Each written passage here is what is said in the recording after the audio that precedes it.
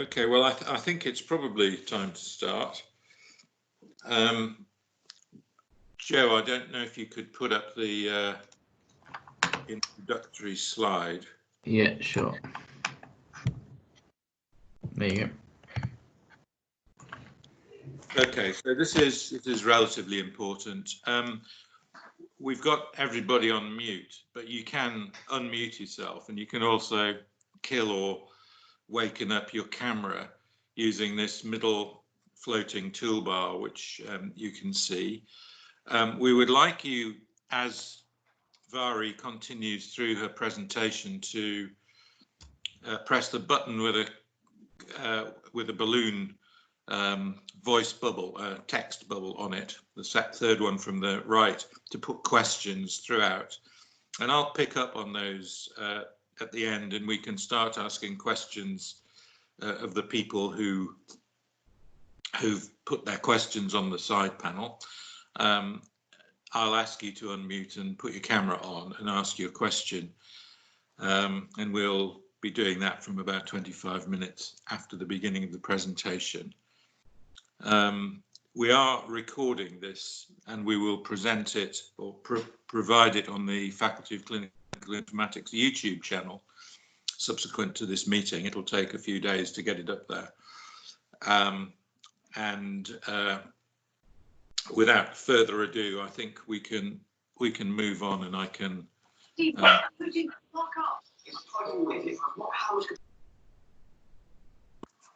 Sorry, I didn't hear that. Did anyone hear that? Jan, did you hear that comment? I heard a noise in the background, but I don't think it was a comment. Okay, all right. So, I'd like to introduce Mhairi Aitken, who is working as a researcher at the Business School in Newcastle upon Tyne in data ethics. And I've previously come across Mhairi a couple of times, firstly in the Faculty of Clinical Informatics accredited CPD training for portfolio trainees, which was given in Newcastle earlier this year. That's a series of 10 3-hour CPD sessions which portfolio trainees do in the first year of their attachment as doing informatics one day a week in their training. And we hope to be increasing that. So the second time I came across Mhairi was when she kindly presented us at Informatics in the Pub, which is, and she did it unfortunately after lockdown. So it was Informatics not in the Pub, as it were. This is held in Newcastle every month, and in one or two other centres that are beginning to do it. I would welcome people to Informatics in the Pub. If you Google it, you'll find it. So without further ado, Mhairi, could you introduce yourself properly and start to give us your presentation? Sure. Yeah. Thank you, Nick. Yeah, so as Nick said, I'm Mhairi Aitken, and I'm a Senior Research Associate at Newcastle University. I'll bring up my slides. Okay. Yeah, so my research is all about data ethics. And currently I work on a project looking at data ethics in relation to finance and issues of machine learning in banking. But for the last 10 years, most of my research has looked at data ethics around health informatics research and data sharing and data linkage of health data for research purposes. So in today's session, I wanted to talk about data ethics, how that relates in health contexts, and particularly some reflections on how data ethics relates to current responses to COVID-19 and the current pandemic. So I'm going to start by giving a bit of background to current interest in data ethics, a bit of background to the kind of current attention that data ethics is receiving, very broadly, not just in relation to health, but across a wide range of policy areas. And I'll then move on to talk particularly about how data ethics relates in health contexts and some previous kind of controversies which have really, I guess, increased attention to data ethics in these areas. I'll then take a step back and give some background to some key principles that underpin approaches to data ethics, and a bit of background to kind of what that means. What does ethics mean in relation to data and digital innovation? And finally, I'm going to discuss some kind of reflections around how this relates to current responses to COVID-19.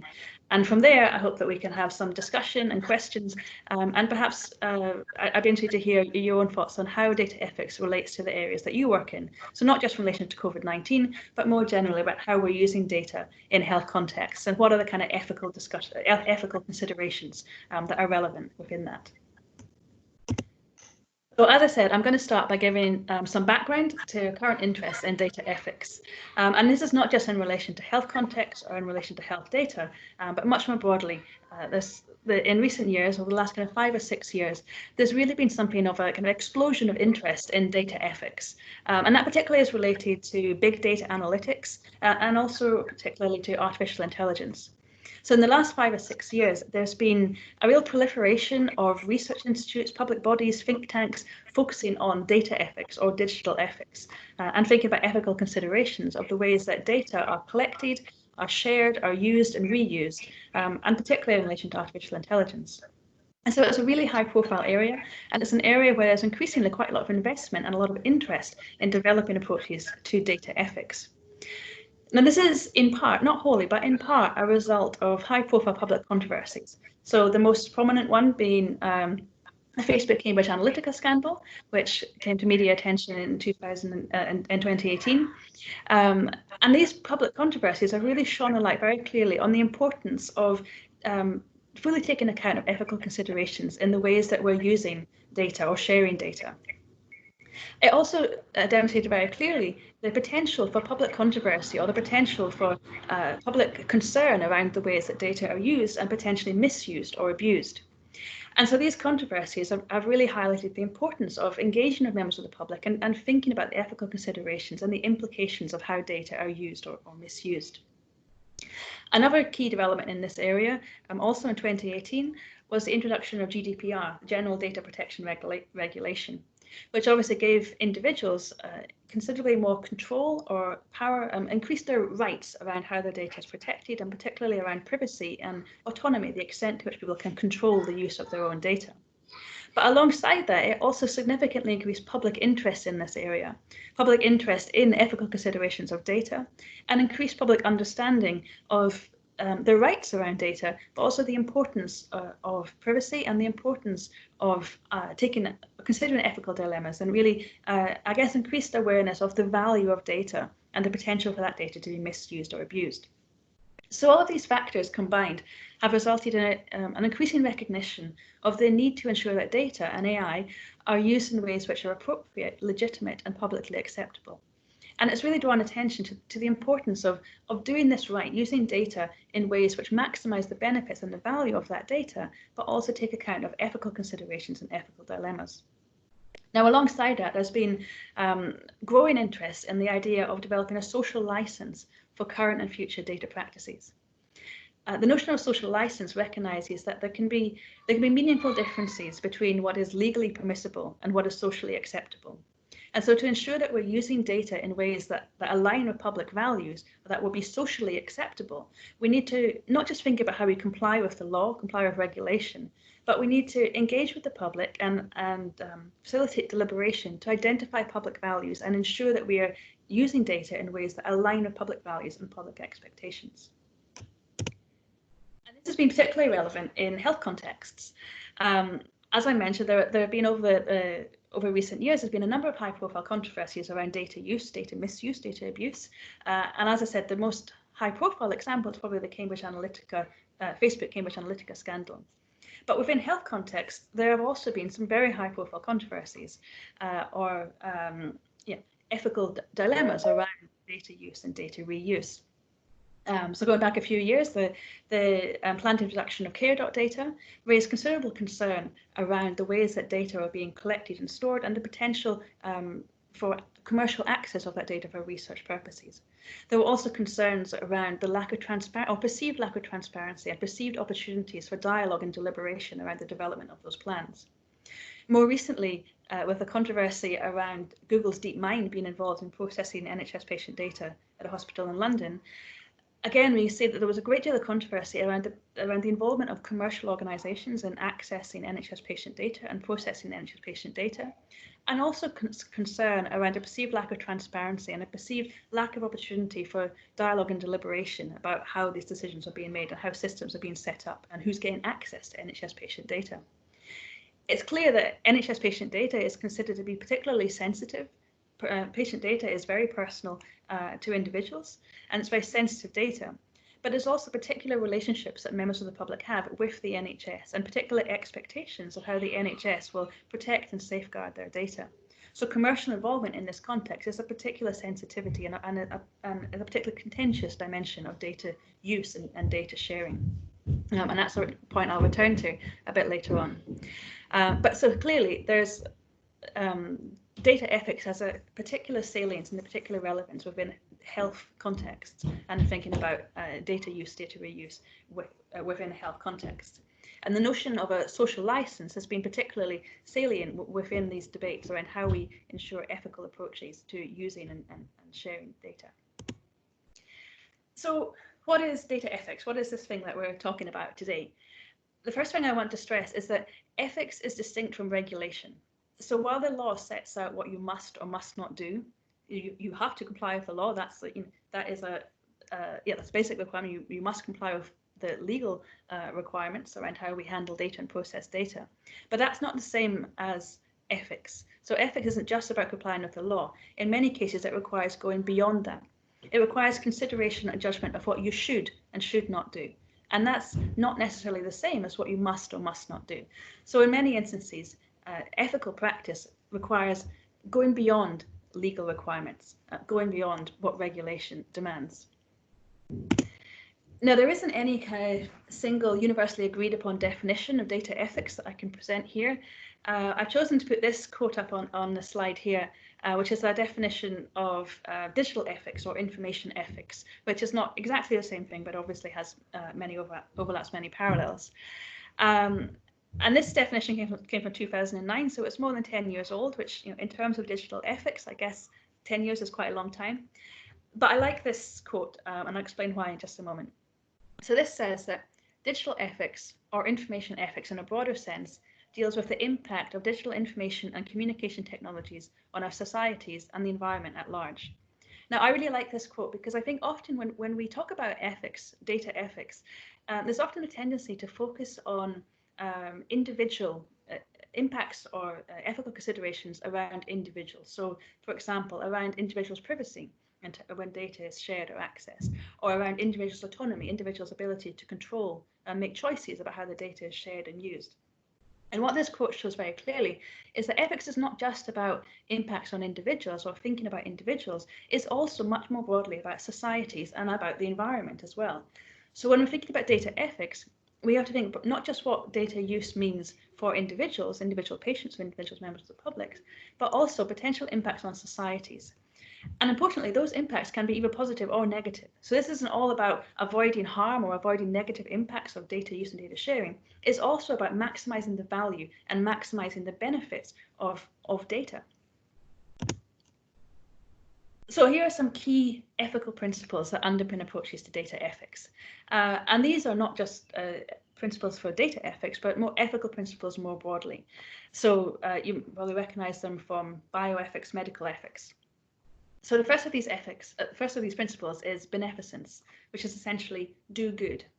And as I said, I think this is really important when we're thinking about data ethics. It's really important to emphasize that that ethical approaches to data are not just about avoiding harms, but actually more creatively and proactively thinking about how we can maximize the value of using data and maximize the benefits of data across society. The second principle is non-maleficence. So it's the counterpoint. It's that while we need to ensure that we're doing good with data, we also have to make sure that we do no harm, that there are not negative impacts of the ways that data are collected and used, or the kind of systems that are created underpinned by data. The third principle is autonomy, and that relates to individuals' control. Now, clearly with GDPR, individuals have the right to consent to uses of the data, to know how the data is being used and to have some control over that when that data is identifiable or potentially identifies them as individuals. But there's also considerations around autonomy when we're talking about aggregate data or data which doesn't clearly identify individuals. We also need to think about the extent to which members of the public can control how data is used, or decisions around how data is used for what purposes or what potential outcomes. And there's opportunities to think about the ways that we facilitate patients' control in terms of governance arrangements or in terms of accountability of data practices. So autonomy is not just about individuals' control over their own data, but also thinking about how we can facilitate public involvement and public engagement in decision-making more broadly, and accountability or governance around data practices. Finally, the last ethical principle here is justice, and that relates to fairness. But it can be both fairness of outcomes and processes. So while we need to think about the outcomes of using data, particularly when data are underpinning decision-making processes or systems that have implications for access to services or outcomes for different patient groups, we need to ensure that those outcomes are fair and are leading to equitable outcomes for everybody across society. But we also need to think about our fairness or processes. So it's not just about the outcomes of how data are used, but also to what extent are we involving members of the public, involving patients in the processes for which these new data systems are developed and used, and in decision making around how data is used. And clearly those two are linked, because a fair process is much more likely to lead to fair outcomes, and conversely an unfair process is more likely to lead to unfair outcomes. So we need to think about justice in terms of both of those things, and outcomes and processes. So very briefly, I want to summarize some of the kind of key themes around data ethics. And these are not just in relation to health context, but more broadly, the key themes that are emerging around data ethics and the key kinds of ethical dilemmas and considerations around how data are collected and used or reused. So the first of these is probably not very surprising. It relates to privacy and confidentiality. And obviously, many of the ethical dilemmas around data use and data reuse center on concerns of privacy and confidentiality. So there are concerns that as we are collecting more and more data from different sources, bringing this together and using it for different purposes, there are concerns about the potential for new forms of data collection to lead to monitoring and surveillance which threaten individuals' privacy. And more directly at an individual level, also concerns about the potential for data use, data sharing to lead to breaches of privacy or impacts on people's confidentiality. And this is obviously a very important concern in relation to data ethics. Leading on from that, there are concerns around surveillance and the potential for a proliferation of data and new data sets to lead to new forms of monitoring, and the potential for a big brother society. So as data underpins increasing surveillance in all areas of our life and across all aspects of society, what does this mean for individuals' freedom and also for the opportunities to participate in civic life without being part of these systems? And what does this mean for impacts on individuals as well as on society? Is our proliferation of data sets, is that leading to a big brother society? The third major theme, which relates to the principles on the previous slide, is autonomy. And as I said, this is partly, or it's about to what extent individuals are in control of their own data. And that obviously relates very closely to the mechanisms facilitated through GDPR, that individuals have the right to be in control of their data when it is identifiable. But it also raises considerations around the opportunities for members of the public to be involved in decision making or to have some control over how data are used that shape their lives and how their own data is used, even at an aggregate level, even if it is anonymous. What opportunities are there for members of the public to be involved in decision making or design processes around data practices and governance practices? The next major theme relates to fairness or unfairness in decision making. And this is particularly relevant in relation to algorithmic decision-making or decision-making systems which are based on analysis of big data sets. So how can we protect against unjust outcomes? How can we ensure that the outcomes of these automated processes or the big data analytics don't exacerbate existing inequalities or reinforce existing prejudices? Now, in part, this relates to accuracy of data and ensuring that data is complete and accurate and isn't reinforcing existing prejudices which are within those data sets. But it's also about how we can ensure that different views and perspectives are are taken into account in designing data systems and data initiatives to ensure that those processes of decision making are fair and equitable and are taking account of different interests and different perspectives. The next major theme relates to impacts on society. So impacts of using data and developing new data initiatives or data sharing arrangements. Now, those impacts can be either positive or negative. So as I said before, this isn't just about identifying potential negative impacts of data systems or data initiatives. It's also about identifying the opportunities to maximize the benefits of the use of that data and to ensure that those benefits are felt equitably across society. So we need to consider how we ensure that the benefits of new technologies are experienced equitably, and particularly to think about how vulnerable groups are protected from risks. And more than that, also to think about how we can identify the opportunities to maximize the value of those initiatives for more vulnerable and more disadvantaged groups within society.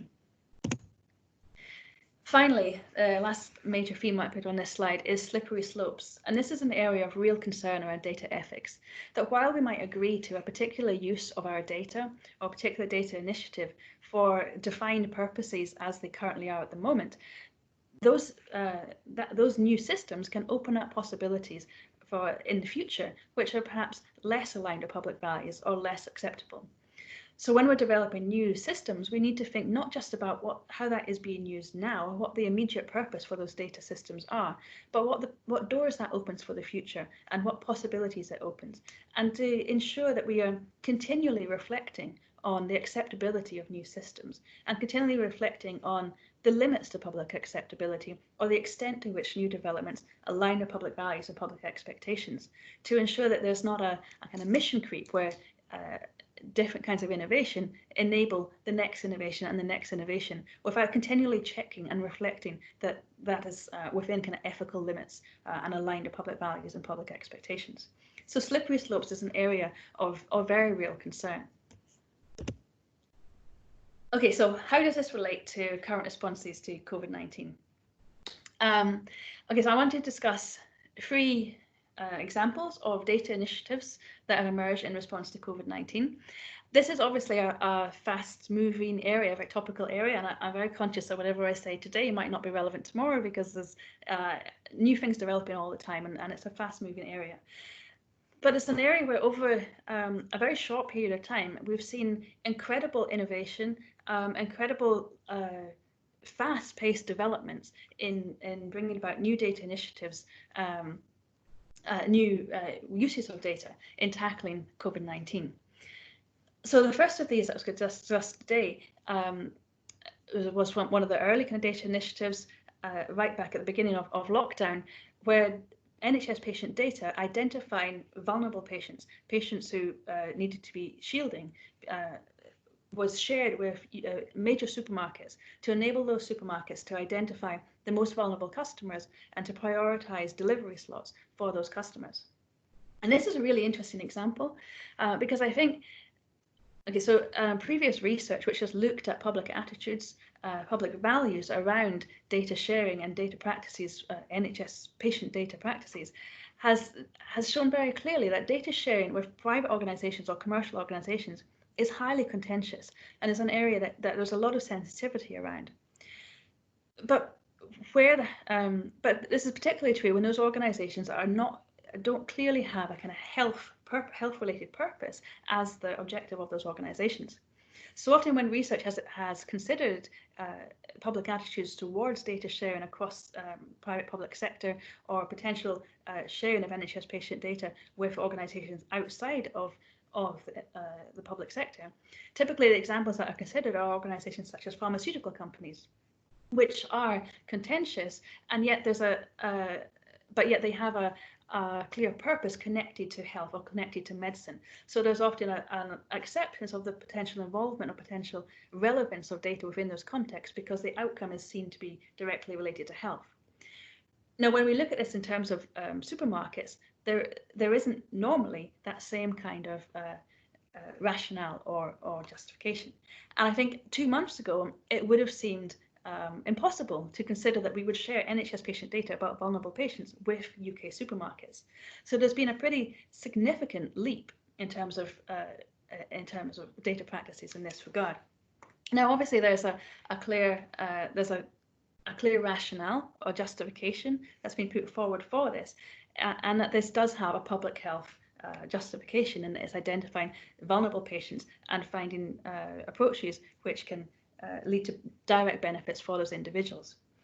But at the same time, there are concerns about the potential slippery slopes around this. So while the urgency of the current situation has meant that decisions have to be made quickly to benefit vulnerable patients, what does that open up for the future, and how does that change relationships or expectations around public-private sector data sharing and the ways that NHS patient data can be used and shared in the future?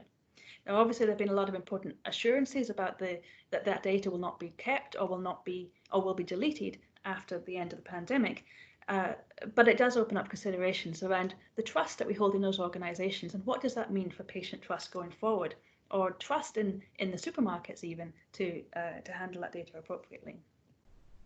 The second example that I want to discuss is the data platform which was developed by NHSX in collaboration with a number of major commercial organisations, including Palantir, Google and Microsoft, and also Amazon Web Services. And this is a really interesting example. And I think there's a lot of lessons to reflect on from previous data controversies, so which I put up on the earlier slide. As we saw clearly in previous controversies around care.data and also around Google's DeepMind being involved in processing the NHS patient data, the involvement of commercial organisations in processes and initiatives handling NHS patient data is highly contentious and is highly controversial, and has raised considerable public concern previously. Now, in each of those previous controversies, typically the response has been, or typically the kind of lessons that are claimed to have been learned following those controversies, has been the need for greater transparency, but also the need for greater public dialogue and public engagement to ensure that we're taking ethical practices and to inform future data practices. But what we've seen in this instance is that due to the urgency of the situation, these data initiatives have been developed at a very rapid pace, and there hasn't been the deliberation or the public engagement that we might have expected in ordinary circumstances. Now, of course, there are tensions here between needing to act decisively and quickly due to the urgency of the situation. But does that mean that the usual commitments to deliberation and transparency and patient engagement can be disregarded? And I think that's a really important ethical dilemma. It's important also because while decisions have to be taken quickly in the current context, decisions that are made now and systems that are developed and put in place now pave the way for future initiatives. And open the doors for future ways of working in after the pandemic and years to come. And so I think this raises some really important considerations around the fairness of decision-making processes and the fairness of how these initiatives are being set up and developed and whose voices are being included in those processes. And it also sets a precedent for how the role of deliberation or the role of transparency and engagement in contexts, in exceptional contexts and exceptional circumstances. So what are the lessons that we're going to learn from this case? Finally, and very topically, the last example I want to discuss is the contact tracing app. Now, clearly, as we are moving to ease lockdown restrictions and looking to perhaps moving out of the lockdown situation, contact tracing apps are likely to play a very important role within the next phase and within moving out of lockdown. And it raises some very important ethical considerations. In the public discourse and in debates around the contact tracing app currently, there's a lot of attention to privacy and confidentiality, and particularly considerations of the different value of a centralised versus a decentralised model. And there's been a lot of discussion around the privacy implications, confidentiality implications of having a centralised model where data is stored centrally compared to having it distributed across servers. But the ethical considerations are not just about privacy and confidentiality. There are very real concerns around potential the centralised data model enabling new forms of surveillance. But when we're thinking about ethical considerations, we also need to think more broadly, not just about individual privacy, but also on impacts on society.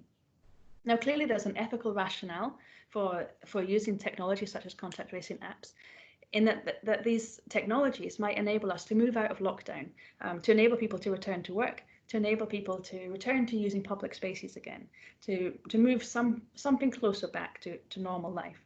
And that's a very, and there's a strong ethical mandate in the sense that lockdown is clearly having significant implications for mental health, for domestic abuse, for individuals' well-being. And so there are ethical reasons to want to find ways to move out of lockdown. But there are also ethical considerations around the impacts on society from the approaches that we're taking to moving out of lockdown.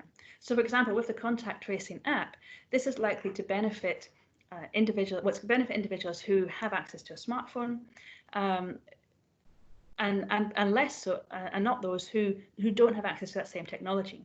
And importantly, those who are more likely not to have access to that technology are also more likely to be the more vulnerable patients in terms of the impacts of COVID-19. And so we need to think about the choices we're making about the technology solutions to COVID-19, and the choices we're making about the kind of technology that we're using to facilitate the move out of lockdown, and what impacts that has for different groups within society. Clearly, this isn't going to benefit everybody equitably or equally across society. And finally, as in all these examples, there's very real concerns around potential slippery slopes. So the decisions we're taking now about how we're collecting and using and sharing patients' data are justified now in the current context, but what does that open up for the future? And what does that enable after the pandemic? And in part, that's about developing new systems and initiatives, and in part, it's about changing public expectations and public tolerances around data sharing and data use. And that can have very important implications for future practice that need to be considered in order to ensure ethical practice. So to sum up, while technical expertise can answer the questions of what we can or cannot do with data, and the law answers the questions of what we must or must not do with data, ethics has an important place in answering the questions of what we should and should not do. And importantly, those are different questions and they're different answers. And they're not always neatly aligned. So ethics is not always convenient. Ethics offers a different set of perspectives and a different lens on these issues, but can be really important in identifying opportunities to avoid harm, but also creatively to think about how we maximize the value of data and maximize the value of new technologies. So there are many sets of ethical principles around data use, and particularly around AI, and these can inform decision making and can inform governance approaches or decisions on how we use data, but they don't lead to straightforward guidelines. Ethical principles don't tell you what to do. They can inform decision making and judgment, but that judgment requires creativity and it requires reflections on our own values and our own perspectives. Importantly, within that, everybody has from different perspectives, will have different ideas on what is the right course of action to take. So ethics requires us to engage with people from different perspectives and different backgrounds to understand how data and technologies impact on different groups or might impact on different groups, and to engage with diverse perspectives to ensure that we are anticipating all the potential impacts of technology and developing technologies which take account of diverse values and diverse views across society. So as I've said many times now, ethics is not just about avoiding potential harm, but it's also about maximizing the value and benefits of innovation. And that's really important. We need to think about ethics positively and creatively to find ways of maximizing the value of data. And so in the current context, thinking about responses to COVID-19, there's been a lot of discussion around privacy and confidentiality of these new data initiatives, but we need to think not just about privacy and confidentiality, but also looking at ways of ensuring procedural fairness. The really tricky questions of how we facilitate deliberation and public dialogue within the current context, which requires urgency and decisiveness. But it's really important that we do that and that we find ways to involve patient views and facilitate deliberation within that context. And we also need to think about how these new technologies and new data initiatives are impacting on different groups within society, and to find ways to ensure that the positive impacts of those technologies are distributed equitably across society, and that potential negative impacts are not impacting on particular groups more than others. So those are kind of some first reflections on what data ethics has to say about current responses to COVID-19. As you'll be aware, it's a fast-moving field, it's a topical field, and there are many different dimensions emerging every day. So I'd be really interested to hear your own thoughts and your own reflections, and I'm also happy to take any questions that you might have. Thank you. Thanks very much, Mhairi. That was really interesting, and it really does show how COVID has transformed our thinking and how really put to the fore the ideas of data ethics. We have a couple of questions already. The first one is from Andy Webster. Andy, I wonder if you could unmute and light up your camera and ask Mhairi the first question. Hi, it wasn't really a question, more of a comment around you saying the app doesn't benefit people without smartphone, and potentially it still does if we can control the risk rate of infections. So even though they are excluded, there is potentially benefit. Yeah. So there are sort of different kinds of, in that the purpose of these apps is a public health benefit across, getting the rate of infection under control benefits everybody. But I suppose in terms of the more immediate impacts or use of the technology and enabling people to go back to normal life, or not quite normal life, but something close to that, able to have confidence to go into public spaces and to go back to work, is more likely to benefit those who are actively using the technology. And certainly for more vulnerable individuals who are staying at home, who are more concerned about social distancing, those technologies are not going to have the same positive benefits or impacts. And certainly, I think in terms of, we also think about mental health and the impacts that this is having on people's mental health and their confidence and their ability to go back to public spaces. The technology is going to have a positive impact for those who are able to use it, and it's going to be less so for those who don't have access to that technology or don't feel confident to use it. So I think there are clearly the benefits which will be felt across society, but there are also impacts which are not going to be felt equitably, and I think that's important to be mindful of. Yeah, completely agree. Although I think getting adoption, even people who even got smartphones, is going to be a challenge, judging by the views on Twitter. And the issue around that we need, I think, a 60% adoption rate for it to be effective is a big challenge. And I think actually there are there's a lot of debate around the technical aspects of this and technical capacities and whether or not it's really going to function properly, whether it's going to do the job. And actually those are ethical considerations as well, because when we're thinking about maximizing the benefits and value of technology and using this data, we need it to work for it to have those benefits. And so the technical dimensions go hand in hand with the ethical considerations. How are we going to develop this in a way which really does benefit, have the benefits that it's intended to have, and develop it in a way which is positive in people's lives and isn't a burden or doesn't require them to use the technology in the way that they're not comfortable with, or in a way which is doesn't kind of isn't convenient within their lives. Like all those kinds of considerations are also ethical considerations in thinking about what we're asking people to do, and are those reasonable expectations of how we're asking people to use this technology. Yeah, thanks very much, Andy. There's another question now from Jonathan Kay. Jonathan, would you like to put your question? Yeah, thanks. Can you hear me okay? Yeah. Thanks. A really nice presentation. Thank you. Thanks for building it from basics upwards. And thanks for those real world examples that we've all seen in healthcare. I really like the emphasis on transparency. And it strikes me that a lot of the ones where we look at problems, it's not that person A or organization A thinks that the ethical solution is this and person B thinks it's that. It's that we don't know what's going on. It's really difficult to find out. And that's true for both for individuals as data subjects and also for all of the reviewers, commentators that give you a sort of an enlightened society, because you get multiple views on a subject and then you anneal to something solution. So that they are ethical issues, but the problems really occur where you get that lack of transparency. And then because the NHS is shaped like this, it does things like this. You know, the anecdote being about if the only thing you've got is a hammer, everything looks like a nail. And what we actually need is just to get the information out in the open, and then everyone would say, oh yeah, we agree on the ethical principles, and therefore we conclude that. And it's not the difference in the ethical principles that's causing all the problems, is we don't know what's going on. And then you get an investigative journalist, and then you get reaction, and then everyone's polarized. Yeah, I agree, and I think that's like transparency is obviously really central to this, and it's a kind of an ethical principle in terms of data ethics, to be transparent about how data is used and what data is held, who has access to it. But it's also about being transparent about how decisions are being taken. So who's making decisions around data access, whose interests are being reflected within those processes.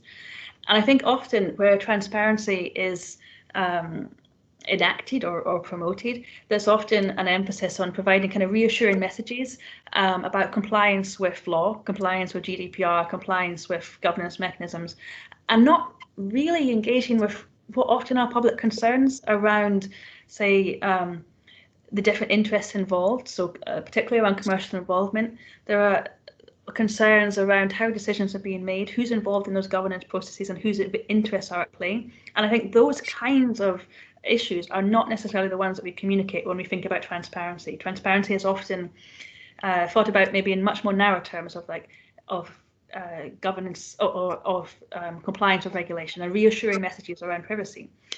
But we need more than reassuring messages, because actually I think very often public concern comes from a sense that things are not transparent, or a sense that things are being covered up. And when you only provide reassuring messages, people often become kind of skeptical, or, you know, well, what are you hiding? It can't be that black, and people know it's not that black and white. So actually what we need is much more honest engagement and facilitation of deliberation to enable people to understand really what's happening, and to engage with the complexities, because it is complex, but it's not so hard that people can't get their head around it. People can, and they want to know more, and they want an honest discussion. So we need transparency, which is actually about facilitating discussion around the difficult aspects and the complex aspects, but also making it clear how decisions are being made and on what basis decisions are being made. And part of that is acknowledging and being transparent about the difficulties and the messiness, and that there are decisions and judgments that are being made. Yeah, so specifically within that area of data ethics and healthcare again, have you got any good examples? And I guess they're going to look like things like citizens' juries, people's assemblies, yeah, of that way of doing things. Are there some positives that we can set against care.data, royal free, and I think the next two that are, you know, we're just falling into now? Yeah, what are the really nice examples to point happiness to? Yeah, so since care.data and since the royal free, there has been such an emphasis now on public engagement and deliberation, and there's been really a notable increase in kind of institutional commitments to public engagement and deliberation, and there's been a lot of experimentation with new deliberative methods, and, as you say, citizens' juries, and I think there was a real genuine commitment to increasing patient engagement and public deliberation. And so when these initiatives are developed in this current context, and actually suddenly we're not really doing the deliberation that we promised that we were committed to. And of course it's difficult in this current circumstance, but there's real concern that these commitments are made, and then when there's a crisis situation or an exceptional circumstance, actually those commitments aren't really held to. But there have been a lot of really positive examples. So for the last 10 years, my role was around public engagement with health informatics research. So I worked in the FAR Institute of Health Informatics Research, and prior to that, the Scottish Health Informatics Programme. And in both of those roles, I was part of the public engagement team. And so we used a number of different deliberative methods, public engagement methods, to involve patients in decision-making processes around how data were used, and particularly in developing new governance models. And this is in part about informing the practices at an institutional level, and also informing the practice of particular research projects and particular accountability and governance systems within the institution. So within that, we used public panels, which are patient panels, which are a familiar, quite established model, and also deliberative workshops and the citizens' jury. And it was important to use a range of different methods to engage not just with patients who are already used to being participating in those processes. So patient panels often have very, very valuable expertise of patients who are I guess more likely to be well accustomed to those processes. So you typically get very engaged patients within those processes. And then it's important to reach out to people who don't normally participate in those processes. So to use different deliberative methods, such as citizens' juries, deliberative workshops, and other processes which engage people who wouldn't normally take part. So you get some people who are willing and enthusiastic to engage long-term within these processes, and others who might engage in a one-off event or a one-off activity. But it's important to find ways to reach out to diverse groups and to use different methods to engage with different perspectives and different ideas.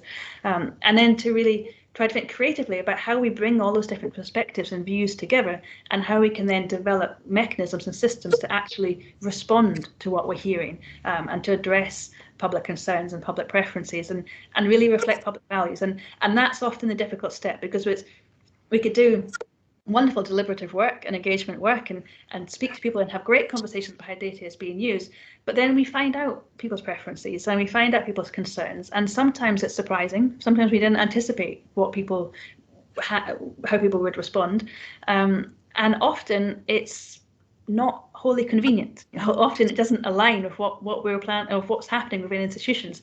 So then what? And for public engagement or patient engagement to be really good, to be really effective, it needs to make impact. It needs to do something. It needs to have the capacity to change and to make an impact within institutions or within policies or within particular projects. And that's the point that often is missing. So what do we need in place to ensure that we're not just engaging for the sake of engaging, but we're actually committed to acting on what comes out of that?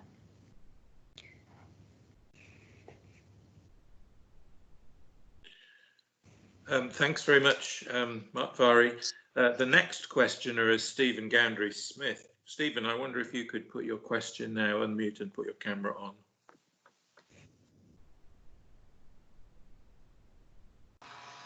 My camera should be on. Can you hear me? Yep. Excellent. Great. It's a great presentation, Mhairi, and I like the way that you aligned to these ethical principles of data ethics to what we know to be the 4 principles of medical ethics. I was wondering if there's any issues in the whole data ethics and information ethics area that we should be aware of that perhaps might be less familiar with for health professionals. Yeah, that's a tricky one. You got me. Sorry about that. But yeah, so I think obviously maleficence and non-maleficence are kind of core principles which underpin of medical profession and everything that we're doing. So I think, yeah, and maybe the kind of principles are similar, but what they mean in practice is different. And I think also a lot of the discussions around data ethics is, I guess, drawing attention to the need to think about this upstream, early in the process. So not just think about the impacts of technology or how data are used once they're kind of in the real world, and then we think, okay, that's unfair. Let's see how we can figure out why and address it. But actually, no, we need to anticipate that in advance. So we need to be looking ahead to how data might be, the impacts of using data and the impacts. And that's something which is challenging, and probably also within a health context is challenging, about how we fully anticipate the range of outcomes. But I think, again, that comes down to engaging with different perspectives and ensuring that we're anticipating the potential impacts before things are in the real world and happening. And actually, in having worked in public engagement with health informatics for a number of years, and now I work in a different context, in finance, actually the commitments to public engagement are maybe more established within a health context than in other fields. Actually, there are existing mechanisms in place for public involvement, PPI, public patient involvement. And so I think there's real opportunities there that is more established than in other sectors and other domains. And so there's opportunities. And I think ethics is also, as it's so central to healthcare and to medicine, that it's a particular context where there are, I guess what I'm saying is there's a strong starting point that's kind of at the heart of what we do. So it's not answering your question, but then I think there are kind of real constructive opportunities, and that there is a commitment and an ethos which is very much aligned with ethical principles. So it's a strong starting point, which is, and maybe stronger than in other sectors or other disciplines or domains. Yeah, thank you. That's very helpful. Thank you. Thanks very much, Stephen. I've got a question, Mhairi. I was recently involved in the Great North Care Record, and we had a lot of participation going on with public panels and citizens' juries and town hall type meetings and workshops, and we even got some impact from the press. I don't know what kind of opinion that is. How do you think the balance is being struck, particularly with the COVID tracing app and the deployment of consultation methods such as that, and what effect, positive or negative, do you think on the ethical approach are the press having? Yeah, it's a tricky, I mean, so on the one hand, the press should be representing public views, and on the other hand, they're informing public views, and it's not easy to disentangle the two. There's, I guess, limited evidence at the moment about public opinion and public views around technology development. There have been some surveys, and there's beginning to be evidence, but I guess what is a challenge here is if you seek to understand public opinions, there are different methods to do that, and you'll get different results depending on what methods you use. So quantitative survey, an opinion poll, nationally representative survey is going to lead to a set of results which is likely to be quite different or distinct from the kind of results you would get if you held a citizens' jury or focus groups or other deliberative methods. But those methods are easier to facilitate in the current process because they can be done remotely, because they can be done fairly quickly. And deliberative methods tend to take time. There is innovation around online digital methods, but currently best practice is really about face-to-face interaction and dialogue and the rapport and the relationships that build up through having that kind of dialogue and engagement. So there are real challenges about how we move kind of in-depth deliberation and engagement into digital formats. And alongside that, how do we then engage diverse perspectives? And that's something that's really important in patient engagement and public engagement, that we're engaging from across society. And of course, there are some groups, particularly elderly groups and also more vulnerable groups generally, are less likely to engage with digital methods. So how are we capturing their views, and how are we understanding how more vulnerable members of society, and it's particularly relevant in this context because these are the patients who are most vulnerable to COVID-19 and who are most impacted by the lockdown guidance and rules around shielding and around distancing. But are we engaging their views? Do we understand their experiences, and what methods do we need to do that? And I think that's a real challenge that we really don't have much evidence currently about how people feel about this, because it's hard to get that. And so I think that's a real challenge. Does the press give us an understanding of public views? I'm doubtful, but I'm doubtful. Well, thanks very much. I mean, I think I've been disappointed at how little public opinion's being sought, and possibly the excuse of isolation and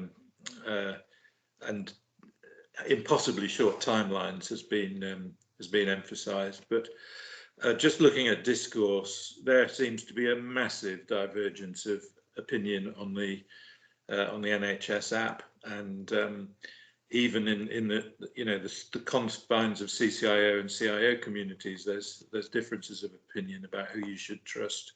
Should you trust the government's ideas about a central database, or should you trust Amazon, Google, Apple about a distributed database? What basis have we got to trust either? Who do we trust the most? It's an impossible thing to call, and I think it would feel more comfortable to me if we'd been more diligent in eliciting citizens' views. I'm just quickly looking to see if there are any other questions. There are no other questions on the chat, but I'm happy to take the risk of throwing this open to anybody who wants to put a question. So scramble to your unmute buttons and say something if you like. Ask Mhairi a question before.